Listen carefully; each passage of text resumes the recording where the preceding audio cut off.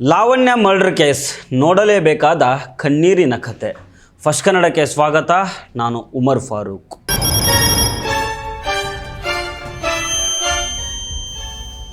ಅದೊಂದು ಸಾಮಾನ್ಯ ಮನೆ. ಅಲ್ಲಿ 3 ಜನ ಹೆಣ್ಮಕ್ಳಿದ್ರು. ಅದರಲ್ಲಿ ಎಲ್ಲರಿಗಿಂತ ಚಿಕ್ಕವಳು ಈ ಲಾವಣ್ಯ. ಅಪ್ಪ ಅಮ್ಮನಿಗೆ ಕಣ್ಣಿನ ಮನಿ, ಅಕ್ಕಂದರಿಗೆ ಪ್ರಾಣ ಪ್ರೀತಿಯ ತಂಗಿ. ಚೆನ್ನಾಗಿ ಓದಿ ದೊಡ್ಡವಳಾಗಬೇಕು, ತಂದೆ ತಾಯಿಯ ಕಷ್ಟಗಳನ್ನೆಲ್ಲ ತೀರಿಸಬೇಕು ಅಂತ ಕೋಟಿ ಕನಸು ಹೊತ್ತಿದ್ದ ಆ ಮುಗ್ಧ ಹುಡುಗಿ ಇವತ್ತು ಬರೀ ಫೋಟೋದಲ್ಲಿ ಮಾತ್ರ ಉಳಿದುಕೊಂಡ್ಬಿಟ್ಟಿದ್ದಾಳೆ. ಇದು ಬರೀ ಒಂದು ಕೊಲೆಯ ಕಥೆಯಲ್ಲ ಸ್ವಾಮಿ, ಒಂದು ಇಡೀ ಸುಂದರ ಕುಟುಂಬದ ಕನಸುಗಳು ಒಂದೇ ಒಂದು ಕ್ಷಣದಲ್ಲಿ ಪುಡಿ ಪುಡಿಯಾದ ಕಣ್ಣೀರಿನ ಕತೆ. ದಕ್ಷಿಣ ಕನ್ನಡ ಜಿಲ್ಲೆಯ ಬಂಟ್ವಾಳ ತಾಲೂಕಿನ ಕಕ್ಕೆ ಪದವಿನ ಆ ಕಿರುನಗೆಯ ಸುಂದರಿ ಲಾವಣ್ಯ. ಯಾವುದೇ ತಪ್ಪು ಮಾಡದ ಆ ಮುಗ್ಧ ಹುಡುಗಿಯ ಬದುಕು ಹೀಗೆ ಹಗಲು ಹೊತ್ತಿನಲ್ಲೇ ಅರ್ಧಕ್ಕೆ ನಿಂತು ಹೋಗುತ್ತೆ ಅಂತ ಯಾರೂ ಅಂದ್ಕೊಂಡಿರಲಿಲ್ಲ. ನೆನ್ನೆವರೆಗೂ ಕಣ್ಣೆದುರೇ ಓಡಾಡ್ಕೊಂಡಿದ್ದ ಮಗಳು ಇವತ್ತು ಮಣ್ಣಲ್ಲಿ ಮಣ್ಣಾಗಿದ್ದಾಳೆ ಅಂದರೆ ಆ ಹೆತ್ತ ಕರುಳು ಈ ಭೀಕರ ನೋವನ್ನು ತಡ್ಕೊಳ್ಳೋದಾದರೂ ಹೆಂಗೆ? ತಾನಾಯಿತು, ತನ್ನ ಕೆಲಸವಾಯಿತು ಅಂತ ಹೆತ್ತವರ ಗೌರವ ಕಾಪಾಡ್ಕೊಂಡು ಬದುಕ್ತಾ ಇದ್ದ ಆ ಜೀವಕ್ಕೆ ಇಂತಹ ದಯನೀಯ ಸ್ಥಿತಿ ಬರಬಾರ್ದಿತ್ತು. ಪ್ರತಿ ತಂದೆ ತಾಯಿಯು ತಮ್ಮ ಮಕ್ಕಳಿಗಾಗಿ 1000 ಕನಸುಗಳನ್ನು ಕಾಣ್ತಾರೆ. ನನ್ನ ಮಗಳು ಒಳ್ಳೆ ಬದುಕು ಕಟ್ಕೊಳ್ಬೇಕು, ಸಮಾಜದಲ್ಲಿ ತಲೆ ಎತ್ತಿ ನಿಲ್ಲಬೇಕು ಅಂತ ಹಗಲು ರಾತ್ರಿ ಕಷ್ಟಪಡ್ತಾರೆ. ಅದೇ ಕನಸು ಲಾವಣ್ಯ ಮನೆಯಲ್ಲೂ ಇತ್ತು.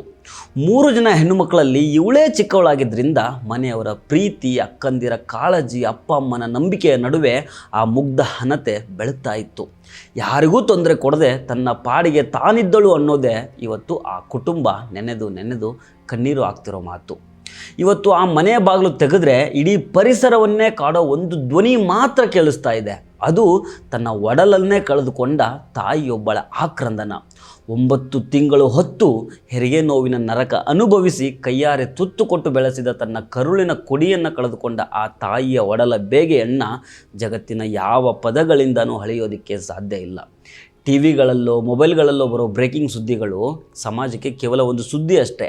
ಆದರೆ ಆ ಹೆತ್ತ ಹೊಡಲಿಗೆ ಅದು ಬರೀ ಸುದ್ದಿಯಲ್ಲ, ಜೀವಮಾನ ಪೂರ್ತಿ ಎಂದಿಗೂ ಒಣಗದ, ಎಂದಿಗೂ ಮುಗಿಯದ ಗಾಯ. ಸ್ವಲ್ಪ ಯೋಚನೆ ಮಾಡಿ. ಪ್ರೀತಿಯನ್ನು ಆ ವಿಕೃತ ಹುಚ್ಚಿಗೆ ಬಿದ್ದವನಿಂದ ದೂರ ಸರಿದು ತನ್ನದೇ ಆದ ಸುಂದರ ಭವಿಷ್ಯ ರೂಪಿಸ್ಕೊಳ್ಳೋದಕ್ಕೆ ಹೆಣಗಾಡಿದ ಆ ಹೆಣ್ಣು ಮಗಳ ಪರಿಸ್ಥಿತಿ ಆ ಕೊನೆಯ ಕ್ಷಣದಲ್ಲಿ ಹೇಗಿದ್ದಿರ್ಬೋದು? ಬಸ್ ನಿಲ್ದಾಣದ ಆ ಕಲ್ಲರಗಿನ ನೆಲದ ಮೇಲೆ ಜೀವ ಭಯದಿಂದ ಓಡುವಾಗ ಆಕೆಗೆ ತನ್ನ ಹೆತ್ತವರ ಮುಖ ನೆನಪಾಗಿರಬಹುದು. ಯಾರೂ ಸಹಾಯಕ್ಕೆ ಬಾರದ ಆ ನಿರ್ಭಾಗ್ಯ ಕ್ಷಣದಲ್ಲಿ ಆಕೆಯ ಕೋಟಿ ಕನಸುಗಳು ರಕ್ತದ ಕೋಡಿಯಾಗಿ ಹರಿದು ಹೋದಾಗ ಆ ಇಡೀ ಕುಟುಂಬವೇ ಧರೆಗುರುಳಿದಂತಾಗಿದೆ. ಒಬ್ಬ ಹೆಣ್ಣು ಮಗು ಸಾಯೋದಂದರೆ ಕೇವಲ ಒಬ್ಬ ವ್ಯಕ್ತಿ ಮಾತ್ರ ಈ ಲೋಕದಿಂದ ಇಲ್ಲವಾಗೋದಲ್ಲ, ಆಕೆಯ ಚಿತೆಯ ಜೊತೆಗೆ ಆ ಇಡೀ ಕುಟುಂಬದ ನಿಷ್ಕಲ್ಮಶ ನಗು ಸಾಯುತ್ತೆ. ತಾಯಿಯೊಬ್ಬಳ ಆಯುಷ್ಯದ ಕನಸುಗಳು ಬೂದಿ ಆಗ್ತವೆ, ತಂದೆಯ ಧೈರ್ಯ ಮುರಿದು ಬೀಳುತ್ತೆ, ಒಟ್ಟಿಗೆ ಬೆಳೆದ ಒಡ ಹುಟ್ಟಿದವರ ಬಾಲ್ಯದ ನೆನಪುಗಳೇ ಬದಲಾಗಿ ಹೋಗ್ತವೆ. ಒಂದು ವಿಕೃತ ಮನಸ್ಸಿನ ಹಠ ಇಡೀ ಮನೆಯ ಬೆಳಕನ್ನೇ ಶಾಶ್ವತವಾಗಿ ನಂದಿಸ್ಬಿಟ್ಟಿದೆ. ಆದರೆ ಇಷ್ಟೆಲ್ಲ ಆಕ್ರಂದನ, ಅಳು, ಆಕ್ರೋಶಗಳ ನಡುವೆನೂ ಒಂದು ಕಹಿಯಾದ ಸತ್ಯ ಮಾತ್ರ ಯಾವತ್ತಿಗೂ ಬದಲಾಗಲ್ಲ. ಲಾವಣ್ಯ ಇನ್ಯಾವತ್ತೂ ಆ ಮನೆಗೆ ಮರಳಿ ಬರೋದಿಲ್ಲ. ಆ ಮನೆಯ ಮುಗ್ಧ ನಗು ಮತ್ತೆ ಹಿಂದಿನಂತಾಗೋದೇ ಇಲ್ಲ.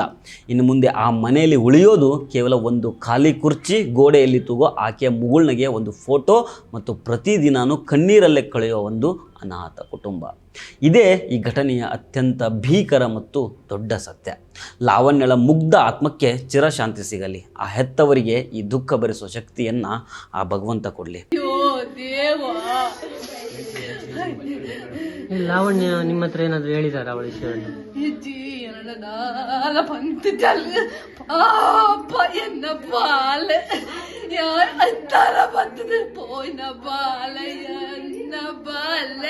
അയ്യോ ദേവാ എഴുതാല പന്ത് ജല് അയ്യോ ദേവാ അഞ്ചതാ ഇന്ന പൽപ്പല ദേവരാല് എന്നട ಅಂಚಿನ ಬಾಲನೇ ಅತ್ತು ಆ ಬಾಲ ದಾಯ ದಿಕ್ಕದಲ್ಲ. ಅಯ್ಯೋ ದೇವ ಏನು ದಿಯರ ಬಲ್ಲಿ ದೇವ. ಅಯ್ಯೋ ಇನ್ನೊಂದು ಕಡೆ ಯಾವ ಹೆತ್ತವರು ಕೂಡ ತಮ್ಮ ಮಗ ಇಂಥದ್ದೊಂದು ಘೋರ ಕೃತ್ಯ ಮಾಡ್ತಾನೆ ಅಂತ ಕನಸಲ್ಲೂ ಅಂದ್ಕೊಂಡಿರಲಿಲ್ಲ. ಯಾವ ಹೆತ್ತವರು ಮಕ್ಕಳನ್ನು ಹುಟ್ಟಿಸ್ಬಿಟ್ಟು ಸುಮ್ಮನೆ ಬೀದಿಗೆ ಬಿಡೋದಿಲ್ಲ. ಇವತ್ತು ಆರೋಪಿ ಚೇತನ್ ಹೆತ್ತವರ ಪರಿಸ್ಥಿತಿನೂ ಹಾಗೇ ಆಗಿದೆ.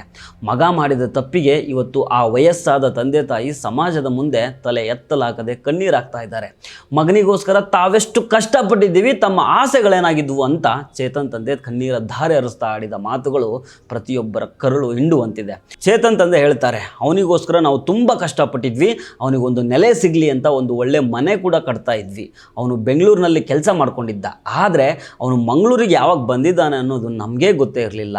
ಅವನು ಆ ರೀತಿ ಕೊಲೆ ಮಾಡ್ತಾನೆ ಅಂತ ನಮಗೆ ಊಹೆನೂ ಇರಲಿಲ್ಲ. ಯಾಕಂದರೆ ಕೊಲೆ ಮಾಡೋಕ್ಕೂ ಮುಂಚೆ ಚೇತನ್ ಮನೆಗೆ ಬಂದೇ ಇರಲಿಲ್ಲ ಅಂತ ತಂದೆ ಅಳ್ತಾ ತಮ್ಮ ಅಳಲನ್ನು ತೋಡ್ಕೊಂಡಿದ್ದಾರೆ.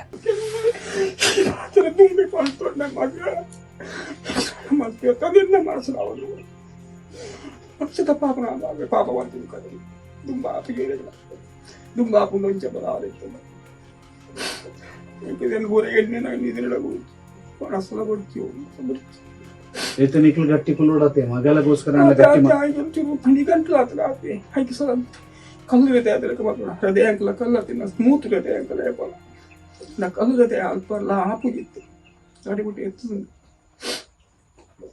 ताई काम ಇದು ಯಾಕಲ್ಲ ಇಲ್ಲದಕ್ಕಲು ಅವ್ರತಿನ ಕಲೆ ಹೊಂದಿದೆ. ಹಾಗಾದರೆ ಈ ಘಟನೆಗೆ ಕಾರಣ ಏನು?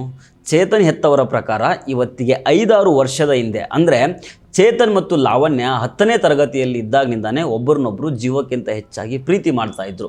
ಇವರಿಬ್ಬರ ಪ್ರೀತಿ ವಿಷಯ ಲಾವಣ್ಯ ತಂದೆ ತಾಯಿಗೂ ಗೊತ್ತಿತ್ತು, ಇನ್ನೊಂದು ಕಡೆ ಚೇತನ್ ತಂದೆ ತಾಯಿಗೂ ಗೊತ್ತಿತ್ತು.